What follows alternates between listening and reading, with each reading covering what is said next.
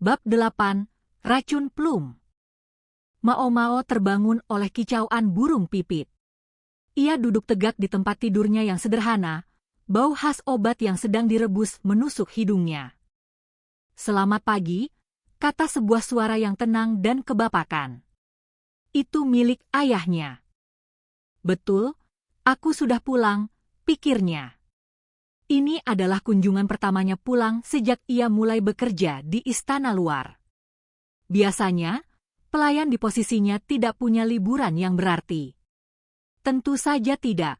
Bahkan jika majikan mereka mengambil hari libur dari pekerjaan, bukan berarti ia berhenti menjalani hidupnya. Kebanyakan orang seperti itu memiliki lebih dari 1 atau 2 pelayan yang memberikan sedikit kelonggaran bagi salah satu dari mereka untuk libur. Namun keadaan berbeda dengan Jinshi. Ia memiliki begitu sedikit pengiring. Tidak bisa kubayangkan ia bertahan selama ini sendirian. Mao hanya bisa menghormat kepada Dayang Jinshi, Suiren, yang kemurahannya adalah satu-satunya alasan ia bisa mengambil jeda ini.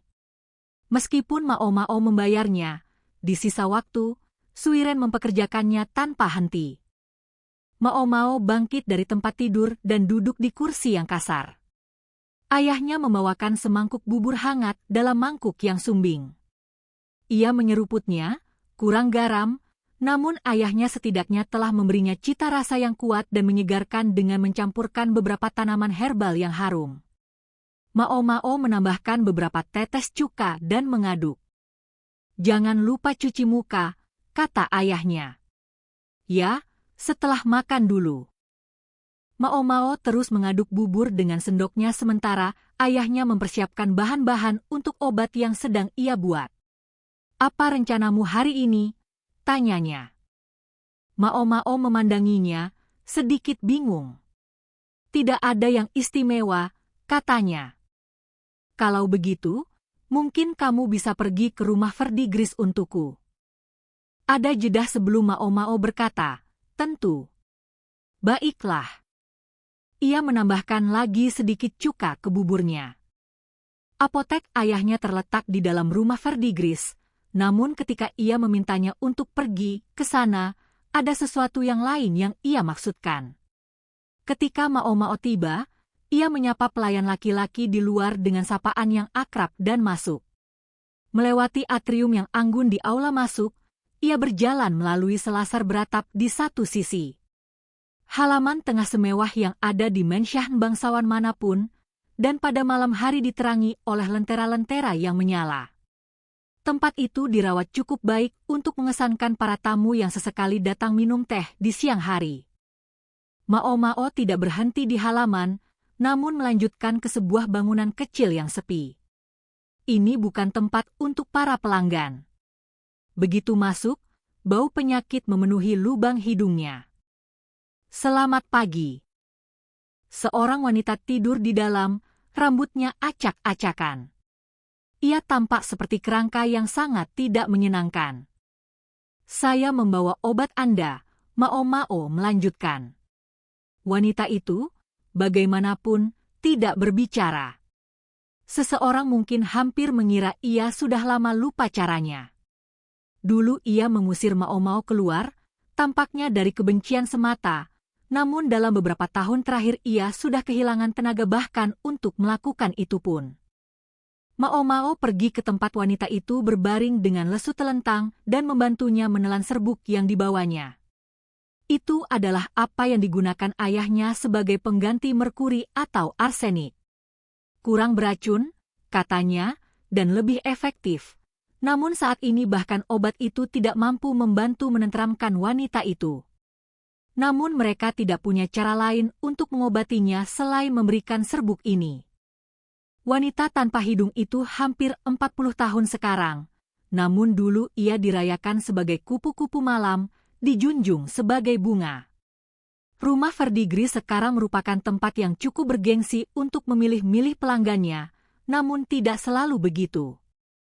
Pada tahun-tahun setelah kelahiran Mao, pernah ada masa ketika tempat itu tidak lebih dari sekedar papan nama yang terciprat lumpur. Pada masa itulah wanita ini adalah seorang wanita penghibur yang menerima pelanggan, dan nasib buruk menimpanya. Ia terkena sifilis, yang dikenal dalam bahasa Mao Mao sebagai racun plum. Jika obat ini sudah tersedia baginya di tahap awal penyakitnya, mungkin ia sudah bisa disembuhkan, namun kini kondisi tubuhnya hampir tidak tahan untuk dipandang. Penyakit itu sudah merusak tidak hanya penampilannya, namun juga pikirannya, merobek-robek ingatannya. Waktu adalah sesuatu yang kejam. Ketika Luomen pertama kali melihat wanita itu, penyakitnya sedang dalam fase tidur. Andai ia sudah memberitahunya saat itu, alih-alih menahan diri, keadaan mungkin tidak akan berubah seburuk ini. Namun tidak semua orang mau langsung mempercayai seorang Kasim yang muncul sepertinya dari entah mana, orang buangan dari istana belakang. Kenyataan sederhana dari kehidupan wanita penghibur adalah bahwa ia menerima pelanggan, atau ia tidak makan. Ketika lesi-lesi mulai kambuh beberapa tahun kemudian, tumor-tumor menyebar dengan kecepatan yang mengejutkan. Maka wanita itu pun dikurung di kamar ini agar para pelanggan tidak melihatnya. Ya, ia sedang disembunyikan di bawah karpet, namun ini, dari satu sudut pandang, merupakan perlakuan yang sangat penuh belas kasih. Seorang wanita penghibur yang tidak lagi bisa bekerja biasanya diusir dari tempat itu. Wanita itu beruntung tidak sekadar diolesi krim pemutih dan tinta alis lalu ditinggalkan di selokan. Mao Mao mengambil kain dari baskom cuci dan mulai mengelap tubuh wanita itu saat ia berbaring di sana. Mungkin aku juga akan membakar dupa, pikirnya. Pintu yang selalu tertutup mengurung bau busuk di dalam kamar. Ada beberapa dupa yang tersedia yang diterima wanita itu dari bangsawan tertentu. Barang mewah, dan aroma yang konon dinikmati pria itu sendiri namun jarang digunakan. Bisa bermasalah saat mencampur obat-obatan, yang banyak diantaranya menyerap bau-bauan asing dengan mudah. Satu-satunya saat barang itu rutin dibakar adalah ketika pria itu sendiri muncul. Pada saat itu sejumlah kecil akan dinyalakan sebagai formalitas. Mao Mao mengambil sedikit dari benda itu sekarang. Dupa itu memiliki aroma yang sedikit manis, dan ketika asapnya melayang ke arahnya, senyum paling samar melintasi wajah wanita itu. Ia mulai mendengung-dengungkan lagu anak-anak dengan suara yang terpatah-patah. Sepertinya ia sudah kembali ke masa kecilnya. Semoga setidaknya ia sedang menghidupkan kembali kenangan yang menyenangkan. Mao Mao meletakkan tempat dupa di sudut ruangan agar sang pelacur tidak menabraknya secara tidak sengaja. Tepat saat itu, ia mendengar suara langkah kaki yang berdentum dari luar. Ya ampun! Ada apa? Salah satu anak didik muncul. Mao Mao sepertinya ingat bahwa ia melayani Mei Mei. Gadis itu enggan untuk masuk ke kamar orang sakit, namun ia menggantung di ambang pintu. Ia mungkin takut dengan wanita tanpa hidung itu. Kak bilang untuk menyampaikan pesan kepadamu, gadis itu memberitahu Mao Mao. Ia bilang kalau aku menemukanmu di sini, untuk memberitahumu agar kamu tetap di sini sebentar. Ia bilang ada pria aneh dengan monokel di luar. Oh, kata Mao Mao. Ia mengerti siapa yang dimaksud gadis itu. Pria aneh berkacamata itu adalah pelanggan lama rumah Verdigris, namun ia bukan seseorang yang ingin Mao Mao temui. Selama ia tetap berada di kamar ini, ia akan aman. Si nyonya tua tidak akan pernah melakukan sesuatu yang sebodoh memperlihatkan kepada pelanggan sesuatu yang sudah ia sembunyikan dengan sangat susah payah.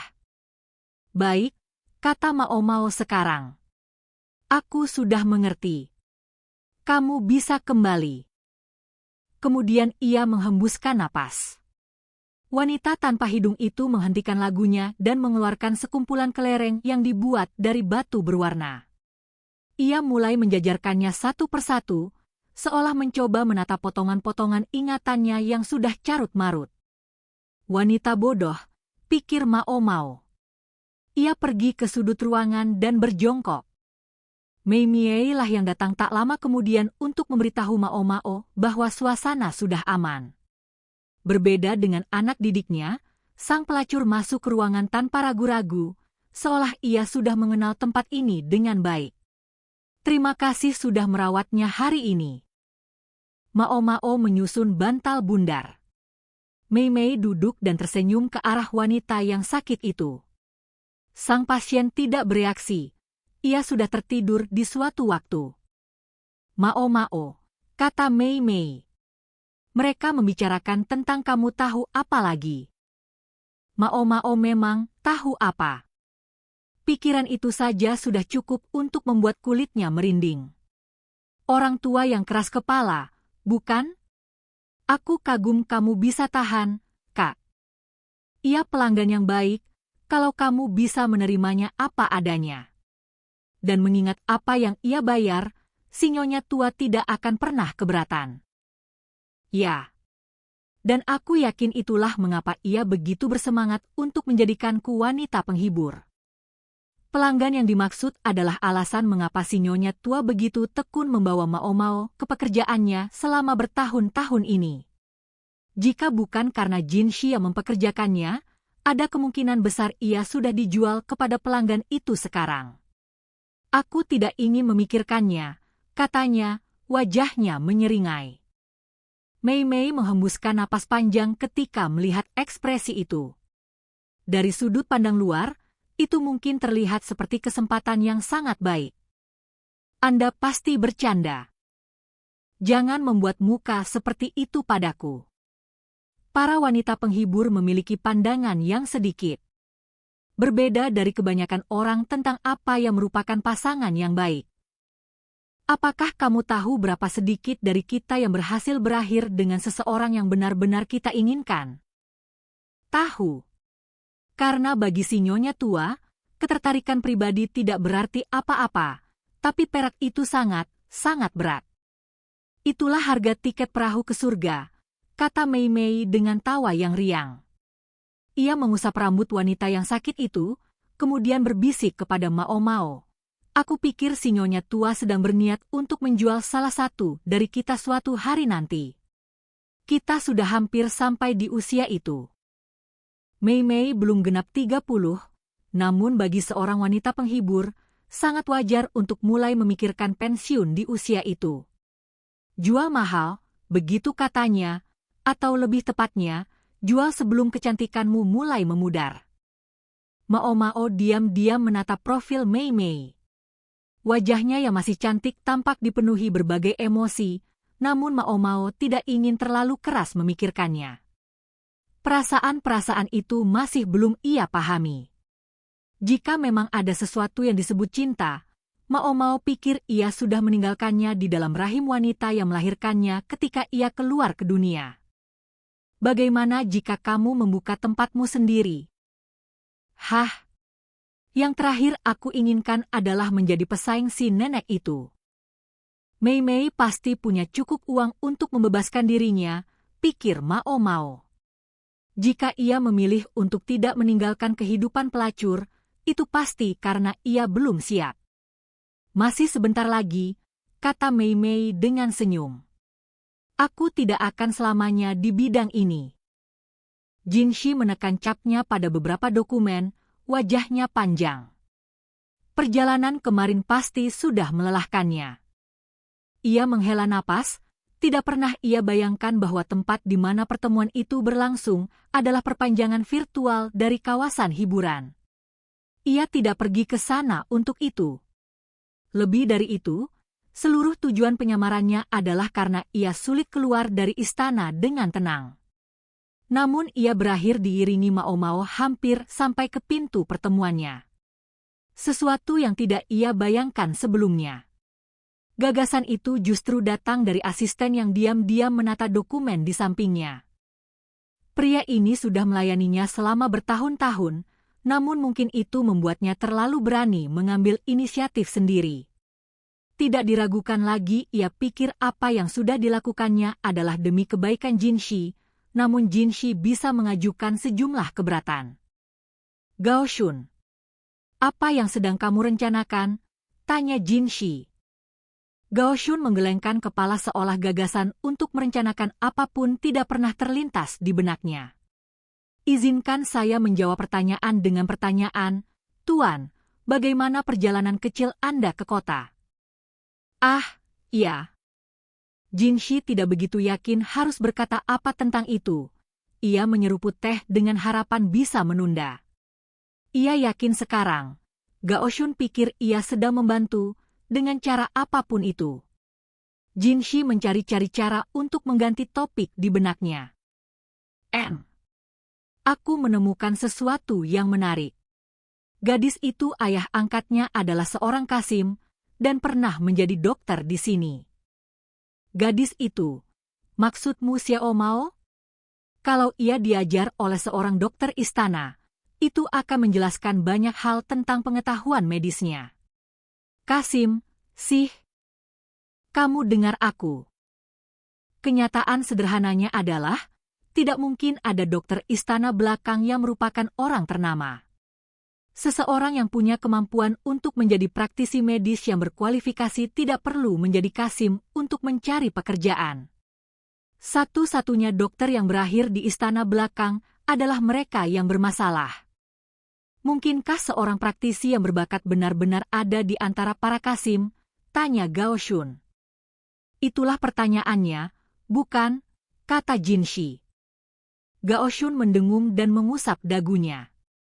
Jin Shi merasa sudah cukup berkata. Asistennya cukup tajam untuk melanjutkan penyelidikan dari sini. Mereka mendengar dering lonceng yang jernih, sebuah alat kecil yang dipasang agar Jin Shi langsung tahu ada tamu di kantornya. Gao Shun meletakkan pekerjaannya dan berdiri di dekat pintu masuk, menunggu tamu yang baru datang. Hari lain, kunjungan lain dari si eksentrik bermonokel. Ia tidak punya urusan khusus, ia hanya berleha-leha di sofa, menyesap jus. Terima kasih sudah mengurus hal kecil itu kemarin. Ternyata memang menjadi cerita yang cukup menarik, ya?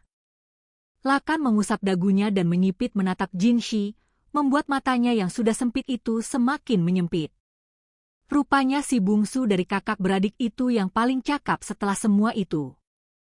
Kata Jin Shi sambil membalik-balik beberapa dokumen. Ia menduga sang komandan sudah mengetahuinya dari awal. Setelah insiden dengan warisan ayah mereka, ketiga pria itu tampak sudah berdamai satu sama lain, namun itu tidak lebih dari penampilan belaka. Si bungsu tiba-tiba mengungkapkan kemampuan yang belum pernah diungkapkan sebelumnya, dan bahkan ada pembicaraan bahwa ia bisa segera mengerjakan pesanan untuk istana. Jin Shi sudah melihat beberapa produknya, dan kehalusan pengerjaannya mengesankan bahkan dirinya. Ia tidak tahu persis apa yang terjadi, namun ia sangat menduga sang putri apoteker tahu dan tidak mengatakan apapun tentangnya. Aku pikir jika kita meminta pemuda itu menangani perabotan untuk ritual, itu akan mempermulia kebesaran penguasa kita. Ya, tentu saja. Jin Shi membenci cara Lakan bisa membuat hampir apapun terdengar penting. Seseorang dengan kedudukan seperti Jin Shi biasanya hampir tidak akan pernah mendengar tentang persiapan ritual. Kemudian ada karya terakhir yang ditinggalkan sang ayah. Hanya sambungan logam yang sederhana, namun begitu halus sehingga bisa cocok untuk digunakan dalam ritual itu sendiri. Saya terus bertanya-tanya, Tuan Ahli Strategi, mengapa Anda merasa perlu berbicara dengan saya tentang para pengrajin ini? Mengapa tidak? Sayang membiarkan bakat yang terpendam tetap terpendam. Lakan bisa menjengkelkan, namun ketika ia benar, ia benar. Bahkan jika ada motif tersembunyi di balik apapun yang ia kebetulan katakan. Bagaimanapun, Lakan adalah penilai bakat yang sangat baik. Tidak berlebihan jika dikatakan kemampuan itulah yang membuatnya naik ke posisi yang kini ia tempati. Ia mungkin tampak sedang bermalas-malasan saat ini, namun sebenarnya pekerjaannya sedang diselesaikan, dan dengan rajin pula, oleh berbagai orang yang sudah ia temukan dan pekerjakan. Jin Shi hampir bisa iri padanya. Apa bedanya apakah ia kakak atau adik? Yang terbaik harusnya naik ke puncak. ia membuatnya terdengar sangat sederhana. Kecenderungan kesederhanaan itu membuatnya berguna dengan caranya, namun ia perlu penanganan yang hati-hati. Jinshi merapikan dokumen-dokumennya dan menyerahkannya kepada seorang pejabat yang membawanya pergi. Omong-omong, aku ingin bertanya sesuatu kepadamu. Tentang hal yang kita bicarakan sebelumnya, kata Jinshi. Yang ia maksudkan adalah wanita penghibur yang pernah ia dengar ceritanya sebelumnya. Apakah Lakan akan pura-pura tidak tahu lagi? Sang komandan meletakkan tangannya di pipi dan tersenyum lebar. Kalau kamu mau tahu tentang dunia itu, lebih baik tanya kepada orang yang berasal dari sana. Kemudian ia bangkit berdiri. Pejabat yang mendampinginya menghembuskan napas lega karena akhirnya bisa pulang. Hah? Tampaknya sudah waktunya. Anak-anak buahku tidak akan berhenti mengeluh kalau aku terlalu lama menahan mereka. Ia menghabiskan sisa jusnya, lalu meletakkan botol lain yang dibawanya di meja Jinshi. Biarkan para pelayanmu meminumnya atau semacamnya. Enak di tenggorokan, tidak terlalu manis. Prajurit setengah baya itu melambaikan tangan ke arah Jinshi. Sampai besok. Kemudian ia pun pergi.